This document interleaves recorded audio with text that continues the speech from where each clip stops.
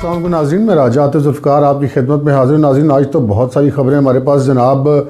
سب سے امپورٹنٹ بات یہ ہے کہ لاہور میں سنا ہے کوئی کھچڑی وچڑی پک رہی ہے، کوئی نوٹوں کی بوریاں بھی ادھر ادھر ہو رہی ہیں، وہ کیا چکر ہے جناب؟ اس پر ہم آپ سے بات کریں گے۔ پھر آرمی چیف صاحب نے دورہ کیا ہے، سانحہ مشق کے متاثرین سے جا کر ملیں، اس کے کیا اثرات ہوں گے، اس پہ ہم بات کریں گے۔ پھر جناب کو کابینہ کے اجلاس میں جو کچھ ہوا، کافی ہڑبونگ مچی، کافی گھبرائے ہوئے لگے وزیر اعظم صاحب، کافی غصے میں بھی نظر آئے۔ یہ کیا معاملہ ہے، اس پہ بھی بات کریں گے۔ پھر جناب شاہد خاقان عباسی صاحب جو ہے وہ امریکہ سے براستہ لندن واپس آ گئے ہیں، اس حوالے سے ہم کچھ بات کریں گے، وہ کیا خبریں لائے ہیں، اب کیا معاملات آگے چلیں گے۔ پھر جناب خان صاحب کے لیے بھی ہر طرف سے آج کل بری خبریں آ رہی ہیں۔ ایک طرف جناب چیئرمین پی ٹی وی نعیم بخاری کو عدالت نے کام سے روک لیا ہے، اور دوسری طرف عدالت میں فیصل واڈا والا کیس پہ پیش رفت بھی ہو گئی ہے، ان کی دوہری شہریت والے معاملے پہ۔ تیسری طرف تحریک انصاف کے فارن فنڈنگ والے کیس میں بھی کچھ پیش رفت ہو رہی ہے۔ اور جناب چوتھی بات یہ کہ جہاں جہاں پہ بھی بار ایسوسیشنز کے الیکشن ہو رہے ہیں، ہر جگہ ہی حکومت کے حامی امیدواروں کو بہت بری طرح ڈیفیٹ مل رہی ہے۔ ہر طرف اینٹی گورنمنٹ لوگ جو ہے، نون لیگ کے امیدوار یا عاصمہ جہانگیر گروپ کے امیدوار، وہی ہر طرف جیتتے ہوئے نظر آ رہے ہیں۔ ان تمام موضوعات پہ ہم بات کریں گے کہ جناب ان کے کیا اثرات مرتب ہوں گے۔ تو اس سے پہلے کہ ہم اپنے پروگرام کو آگے بڑھائیں، آپ سے گزارش ہے کہ اگر آپ نے ابھی تک ہمارا چینل سبسکرائب نہیں کیا تو اسے پلیز سبسکرائب کر لیجئے، اور ساتھ ہی بیل آئیکن بھی دبا دیجئے تاکہ ہماری ایسی تمام ویڈیوز آپ کو بر وقت مل سکیں۔ تو ناظرین، پروگرام کا آغاز کرتے ہیں آرمی چیف کے دورہ کوئٹہ کی۔ وہاں پر انہوں نے سانحہ مشق کے متاثرین سے ملاقات کی۔ اس سے پہلے آپ کو پتہ ہے جناب، ہمارے جو بلیک میل نہ ہونے والے وزیر اعظم ہیں وہ وہاں پر نہیں جا رہے تھے۔ 6 دن لاشیں پڑی تھی سڑک پر 11 افراد کی، لیکن وزیر اعظم صاحب نے کہا جی میں تو نہیں جانا، تو ان کی آپ تدفین کریں گے تو میں جاؤں گا۔ تو انہوں نے اس کو اپنی انا کا مسئلہ بنا لیا تھا۔ تو پھر بالآخر وزیر اعظم صاحب، تو پھر خان صاحب ان سے تو کوئی جیت نہیں سکتا، تو مجبوراً وہ جو 11 لاشیں تھیں مبینہ بلیک میلنگ جو کر رہے تھے، وہ ان کو پھر تدفین کرنی پڑی۔ تو وزیر اعظم صاحب اگلے دن تشریف لے گئے، لیکن وزیر اعظم صاحب وہاں پر جا کے متاثرین سے نہیں ملے، نہ وہ ان کے گھروں میں گئے، نہ انہوں نے وہاں پہ ان کو کوئی تسلی دی۔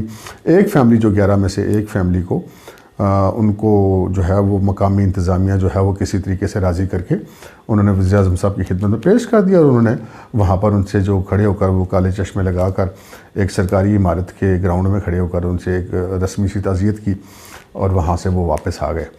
تو سنا تھا کہ آرمی چیف صاحب نے ان کے ساتھ جانا ہے، لیکن باوجود وہ ان کے ساتھ نہیں جا سکے۔ اب کیوں نہیں گئے یہ ایک الگ بات ہے، لیکن اب جب وہ گئے ہیں تو پتہ چلا ہے کہ وہ گئے ہیں۔ انہوں نے جناب تمام شہداء کی فیملی سے ملاقات کی، اور وہ شہداء کی فیملی جنہوں نے پھر بعد میں جب وزیر اعظم صاحب گئے تو ایک فیملی تو لے جا کے ملوائی گئی، لیکن باقی لوگوں نے ملنے سے انکار کر دیا تھا۔ لیکن آرمی چیف سے کسی سے ملنے نے انکار نہیں کیا، اور آرمی چیف کی آپ نے ویڈیوز دیکھی ہوں گی، ان کی جو رویہ تھا وہاں پر، جو ان کی باڈی لینگویج تھی، ایک بڑے بزرگ والی، ایک ہمدرد والی۔ تو وہ وزیر اعظم جو کہ اتنا اڑا رہا اور اڑنے کے بعد گیا، اور پھر بمشکل ایک فیملی سے کھڑے ملا، تو اس کے کہے ہوئے الفاظ سے زیادہ بہرحال آرمی چیف کا کہے ہوئے الفاظ کی اہمیت ہے، جو ان کا رویہ تھا اس کے بعد، اور جو ان کا طریقہ کار تھا اس کے بعد، یقیناً سانحہ مشق کے لواحقین کو ضرور اس حوالے سے تسلی ملی ہوگی۔ تو ناظرین، اس کے بعد بات کرتے ہیں ہم شاہد خاقان عباسی صاحب۔ شاہد خاقان عباسی صاحب جب سے گئے تھے جناب بیرون ملک کے ECL سے، جس طرح ان کا نام اچانک ہی نکل گیا، وہ بڑا اس پہ سوال و جواب ہوئے۔ اسلام آباد کے حلقوں میں بڑی خبریں گرم رہی کہ جناب ایسے پرسرار طور پہ کیسے نکل گیا نام؟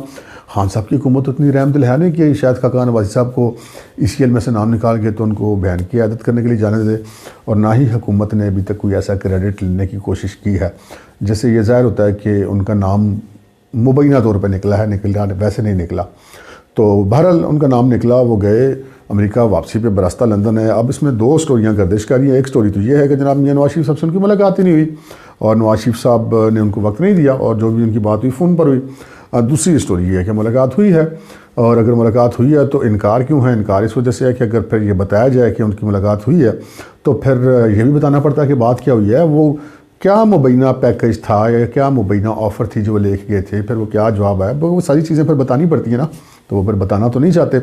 تو بہرحال ان کی ملاقات فزیکلی ہوئی ہے یا کہ فون پر ہوئی ہے، دونوں صورتوں میں جو بھی میسج تھا جناب سابق وزیر اعظم نواز شریف صاحب کو وہ مل گیا، اور جو بھی ان کا جواب تھا وہ بھی مل گیا ہوگا جنہوں نے میسج بھیجا۔ لیکن جب سے وہ واپس آئے ہیں تب سے حکومت کچھ پریشان دکھائی دے رہی ہے، اور اس پریشانی کا اظہار 2 طریقوں سے ہوا۔ ایک تو طریقہ یہ کہ جو کابینہ کا اجلاس ہوا کل، اس میں جو وزیر اعظم صاحب انتہائی غصے میں دکھائی دیے، کافی پریشان دکھائی دیے. انہوں نے بڑی کلاس لی اپنی کابینہ کی. وزیروں پر یہ الزامات کیا کہ وہ حکومت کا دفاع نہیں کرتے. ساتھ ساتھ انہوں نے جناب ندیم افضل چند کی اس ٹویٹ پر تنقید کی جس میں انہوں نے سانہ مچ کے متاثرین کی لاشوں سے کہا تھا کہ ہم شرمندہ ہیں. انہوں نے نام تو نہیں لیا لیکن انہوں نے یہ کہا بڑے واضح طور پر کابینہ کے اجلاس میں کہ جناب جن کو ہماری پالیسی سے اختلاف ہے وہ بے شک ہماری حکومت سے چلے جائیں. نتیجہ یہ نکلا کہ چاند صاحب نے پھر چاند چڑھا دیا. انہوں نے آتے ہی ریزائن کر دیا. ریزائن کرنے کے بعد وہ جناب جا کر کے اپنے گھر میں بیٹھ گئے. اس کے بعد انہوں نے موبائل بھی بند کر دیے, کسی سے وہ رابطہ بھی نہیں کر رہے. اب سنا ہے کہ حکومت بڑی پریشان ہے, ان سے دوبارہ رابطہ کر کے ان کو منانا چاہتی ہے, لیکن مبینہ طور پہ وہ نہ رابطے پہ راضی ہیں نہ ہی وہ رابطے میں آ رہے ہیں.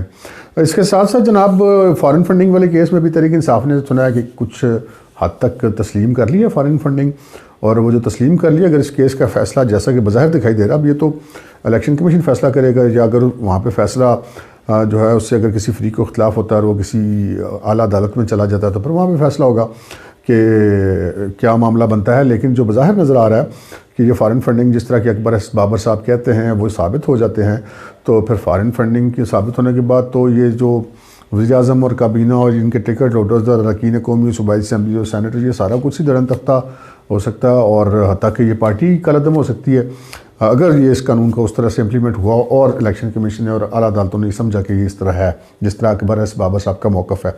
ایک تو یہ بھی بہرحال پریشانی تو ہے پرائم منسٹر صاحب کے لیے. ساتھ ہی جناب وزیر اعظم صاحب کے جو بڑے چہیتے وزیر ہیں فیصل لاؤڈا صاحب, وہ بڑا عرصے سے لٹکائی بیٹھے تھے, جواب نہیں دے رہے تھے عدالت میں کہ ان کی جو دوہری شہریت والا معاملہ ہے اس پر بھی بالآخر اب ان کو جواب دینا پڑا تھا. وہ کیس بھی جب آگے چل پڑا, یہ بھی پرائم منسٹر صاحب کے لیے ایک پریشانی ہے. بری خبر بہرحال ہے, پریشانی ہے یہ نہیں ہے. اور ساتھ ہی نعیم بخاری صاحب آپ کو پتہ ہے نا, ان کو بھی تعینات کیا گیا تمام کا عمر کی حد میں رعایت دے کے کسی قسم کے ایڈورٹائزمنٹ کے بغیر ڈائریکٹ ہی چیئرمین تعینات کر دیا.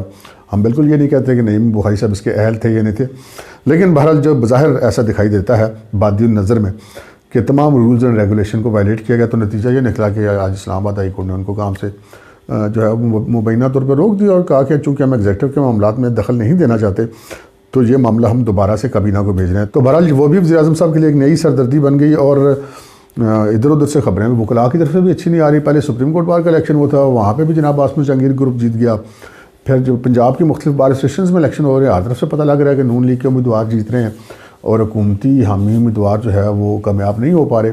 تو یہ بھی وزیر اعظم صاحب کے لیے اچھی خبر نہیں ہے, کیونکہ وکلاء برادری کے بیچ میں جو ہے وہ اپوزیشن کی طرف سے زیادہ جو ہے وہ نمائندگی ہونا تمام بار اسٹیشنز میں, یہ بہرحال حکومتوں کے لیے افورڈ کرنا اتنا آسان نہیں ہوتا ہے, چاہے ان کو اس بات کی ابھی سمجھ میں آئے یا کہ نہ آئے.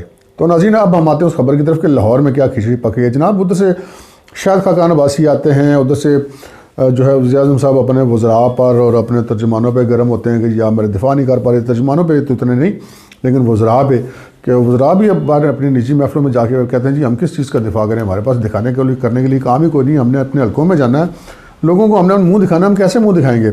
تو البتہ ترجمانوں نے چونکہ لوگوں کو منہ نہیں دکھانا تو لہٰذا وہ جو دل کرتا ہے کہتے رہتے ہیں. تو وزیر اعظم صاحب کو ایسے پھر ترجمان بھی بڑے اچھے لگتے ہیں, لیکن وزراء جو ہیں وہ پھر اس طرح مشکل ہوتی ہے ان کے لیے. مشیر اور ترجمان پھر نتیجہ یہ کہ پسندیدہ اور وزراء جو ہیں وہ ناپسندیدہ. لیکن یہ سارا جو ہے پرائم منسٹر صاحب کی ایک جسے کہتے ہیں نا کہ ایک پریشانی کی عکاسی ضرور کرتے ہیں. اب چونکہ جب سے بیک ڈور رابطوں کی خبریں زیادہ گردش کر رہی ہیں تو وہ پریشانی تو وزیر اعظم کی بڑھتی جا رہی ہے.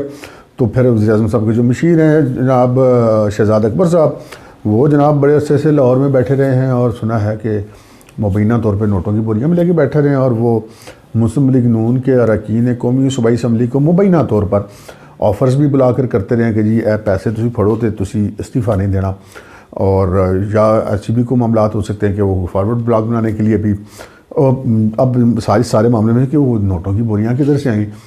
تو لوگ کہتے ہیں مبینہ طور پر کہ وہ اس شخصیت نے پیسے فراہم کیے ہیں جس کا نام ECL میں سپریم کورٹ نے ڈلوایا تھا, لیکن حکومت نے چپکے سے نکال دیا اور وہ پھر باہر چلے گئے. تو سنا ہے کہ وہ فنانسر ہیں اور لوگوں کو پیسے بھی آفر کیے جا رہے ہیں, سارا کچھ کیا جا رہا ہے. تو یہ وزیر اعظم صاحب کے اندر ایک خوف ہے جس پہ ان کو لگتا ہے کہ جو اراکین قومی اسمبلی کو جو آفرز ہو رہی ہیں وہ اس سے نتیجہ نظر آ رہا ہے کہ ان کو یہ خطرہ ہے کہ ان کے خلاف کوئی طریقہ عدم اعتماد آ سکتی ہے. اور صوبائی اسمبلی میں بھی اسی طرح کے معاملات ہیں, وہ بھی ان کو پتہ ہے کہ طریقہ عدم اعتماد آ سکتی ہے. تو جناب یہ آج کا پروگرام تھا, اس میں ہم نے آپ کو بتایا کہ وزیر اعظم صاحب کے لیے بہرحال ہر طرف گڈ خبریں نہیں ہیں. آج کے پروگرام میں اتنا ہی، اجازت دیجیے، اللہ حافظ۔